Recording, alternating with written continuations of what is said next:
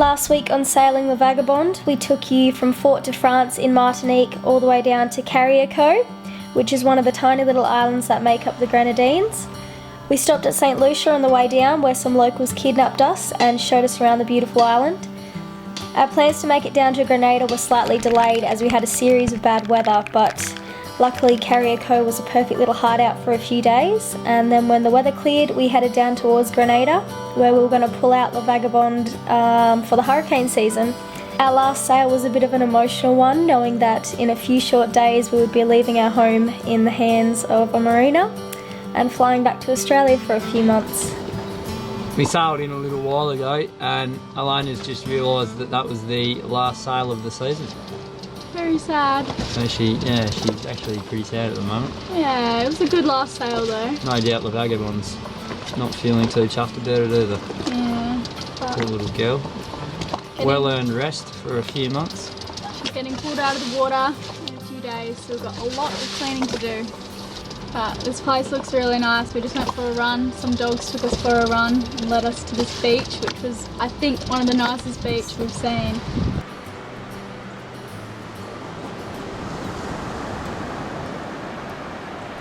There are dogs everywhere! Jeez! In their hood. Hey mate. Hey mate. And that's about it. I'll show you the view from La Vaga.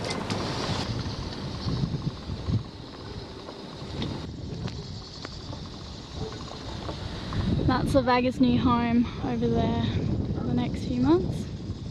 The next day we went and scoped out the marina, where we met all the staff and caught up with a few sailors who we had met from the Caribbean and as far back as the Mediterranean, who also happened to be hauling out for the season in the same marina, so that was nice.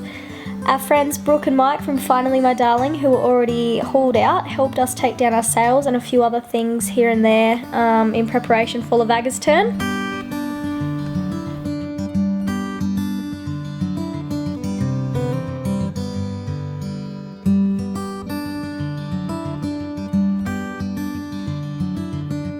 Being the filmer has its benefits.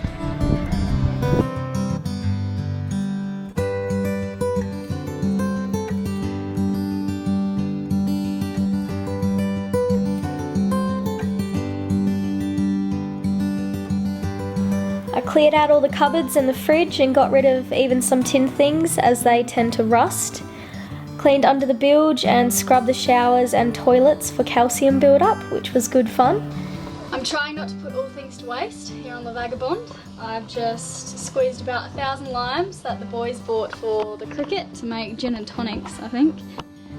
And I'm brewing up some green tea and I'm going to throw it all in the freezer so we can have some iced tea for the next few days of cleaning in the very hot, humid cabin.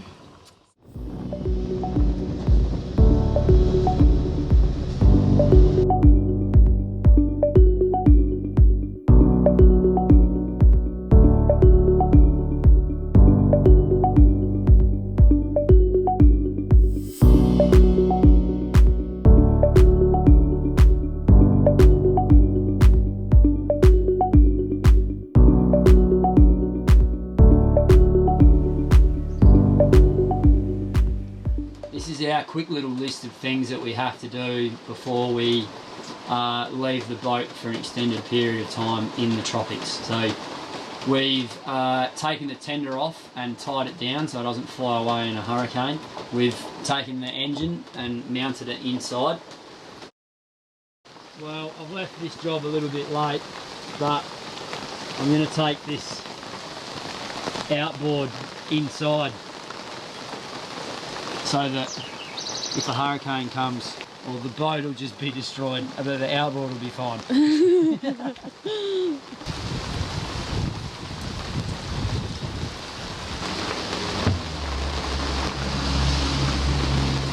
Peace. Cleaned the fridge and got that open. Removed any food, any bugs or anything can eat. Dumped all the water out of the water tanks and filled the diesel up to the brim because there's an aerobic tropical bug that can get into your fuel, and so if there's the less air in there the better. So we've completely filled our diesel tanks,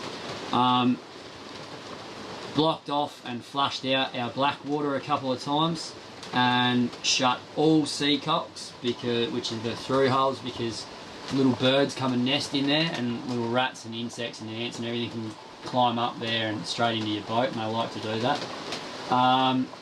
Remove the bimini and the spray dodger, which has got our solar panels on there as well. And also we've taken the sails and everything down, and I have to email the last yard that did the anti-fouling, because I'm not sure on what product they use, and you need to use the same one. So I need to email Bojo from Montenegro. Cool. You also need to make sure the house is dry before you leave, otherwise mold's gonna grow everywhere, which seems to be a very hard thing to do today because it's just raining like there's no tomorrow outside. Everything is soaking wet. It's a biblical downpour. It's seriously, it's ridiculous. It's torrential.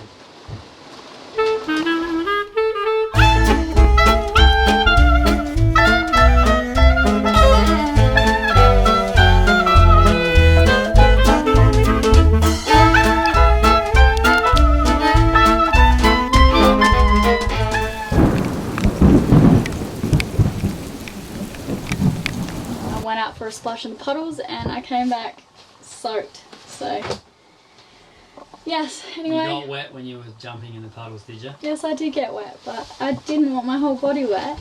It's our last day on La Vaga today, so we've just done the last few things, and our taxi is going to come pick us up, and we're flying back to Australia for a few months. So it's very sad. Are you sad, Raz? I am, yeah. But you know, we should have a fair few of the jobs that we needed done like whilst we're away, and then back into it. Come back and sail towards Panama Canal, which will be exciting.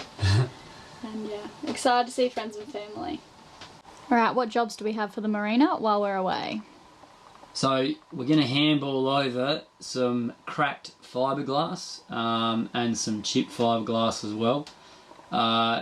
It's a big outboard mount because ours is for a 2.2, so our engine's just way too big for that little thing. Engine hour indicator, because we've got low engine hours, and it's just starting to sort of get on the blink, so we want to keep on top of that. The nav lights, we're sailing around at night time without any nav lights on, so we definitely want to get those fixed. And we're getting a security grid mesh door cage installed for our trip to Venezuela, because it's meant to be a bit crazy there. So we're gonna get a security door installed, and our actual doors for the companionway we're gonna get fixed. They got kicked in EOS in Greece, and we haven't had them.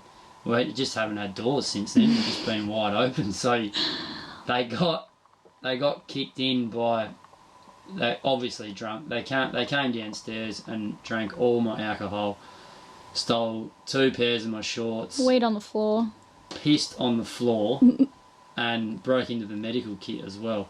So yeah, those doors have been knackered since then. What else? No, I think that's about it. We've got a large list, but Well, those are sort of the main there's things. heaps, but they're the sort of the main ones. So yeah, hopefully they can get them done. We need some latches for the cupboards too, because when we're on a lean, those seem to fly open. Pasta sauce goes everywhere. Yes. That's no fun.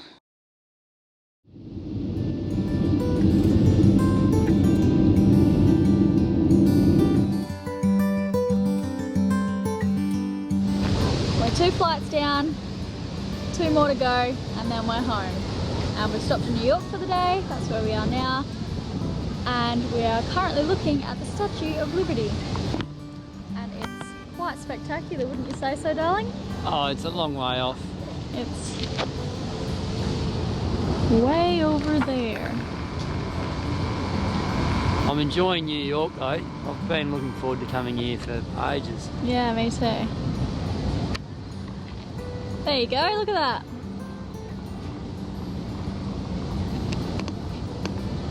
We just can't bring ourselves to hop on one of those boats though.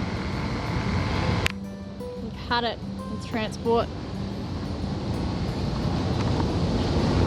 Gonna use our legs for a while. We're in Times Square! Are we? Yep. Like this. There's so many people. Riley's freaking out. I'm a bit scared. We're not in Kansas anymore, Toto. Oh, that smelled like crumpets with Vegemite. It did. That really did.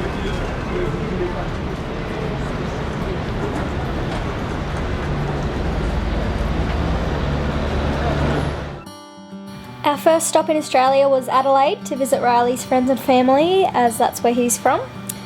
We also had an interview with an Australian news team about our sailing adventure, which was really exciting for us. Then we flew to my neck of the woods, Western Australia, where we visited my parents, who are grey nomads living in their motorhome around the country.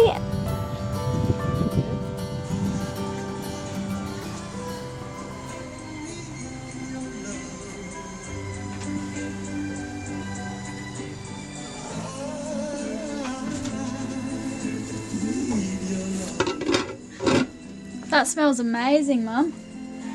And I caught up with my friends who I also hadn't seen in years, so that was really good. Our friend Jimmy, who has visited La Vagabonde before, was nice enough to let us live with him in Perth City for a while. Perth was a convenient place for Riley, as it's where he would hopefully fly in and out of work offshore if he was lucky enough to get a job on another oil rig or one of the barges. We heard there wasn't much work going on at the time and he'd be very lucky to get something, but we remained hopeful, and in the meantime we kept ourselves busy. This is the first video in our new house in Perth. And I'm cooking dinner. And it looks amazing, if I don't say so myself. And Riley's listening to Nick Cave. Does Jimmy want dinner? I don't know. I'm just messaging him.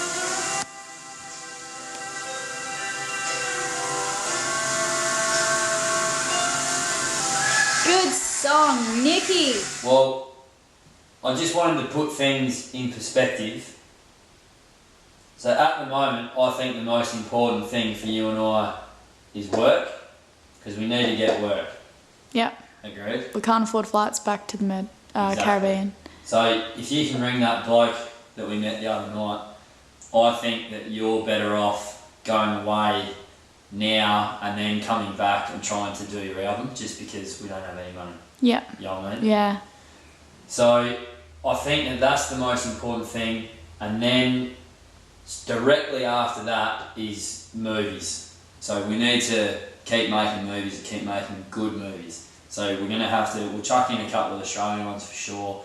I think that'll be good. Yeah. And then get back to the boat. To get back to the boat, we need jobs. Alright? Then this report that we've been doing, we need to finish that off. Then your album that you're making, and then getting our website up to scratch. Yeah. There's obviously a million things that we can do to accelerate, but as it is, I honestly think that we just have to get work. Yeah. Very, very quickly. I think we need money first. Just to get our heads above water. Yeah. Class dismissed. This is something where you may want to hire a local graphic designer. Who We're can watching really lessons take on the YouTube time to and put something social together. media, trying to educating ourselves. Yeah. We're students of the tube. Yeah, we're a bit behind with the whole social media thing, so we are giving ourselves lessons. Riley helped Jimmy with some renovations he was doing on the house.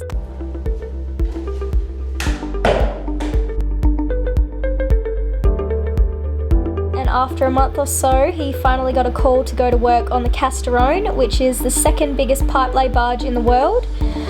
It was just off the coast of northern Western Australia.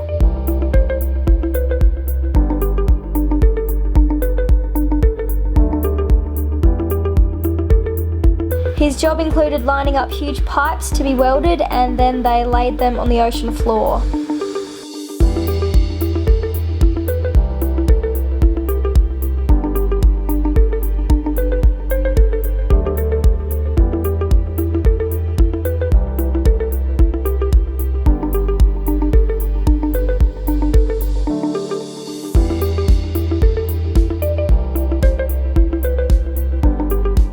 And in his free time, he would hang out with Mama and Papa Bilgy on board.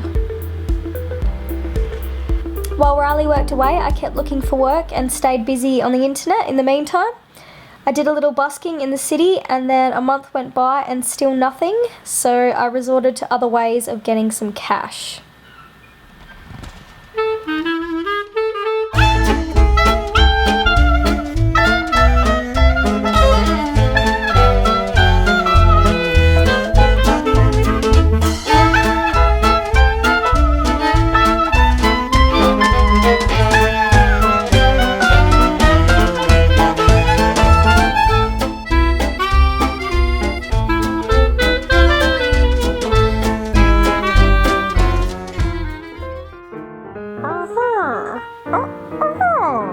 Nice. Oh, I like that one.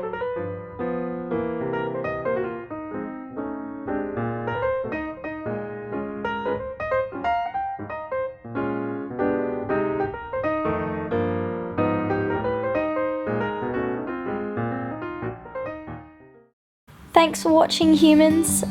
Before you go, Riley and I wanted to say a big thank you to all of our subscribers and patrons for being so awesome and making these movies possible, and also helping fund our adventure, so we really appreciate your support. Please join us next time where we'll show you Western Australia.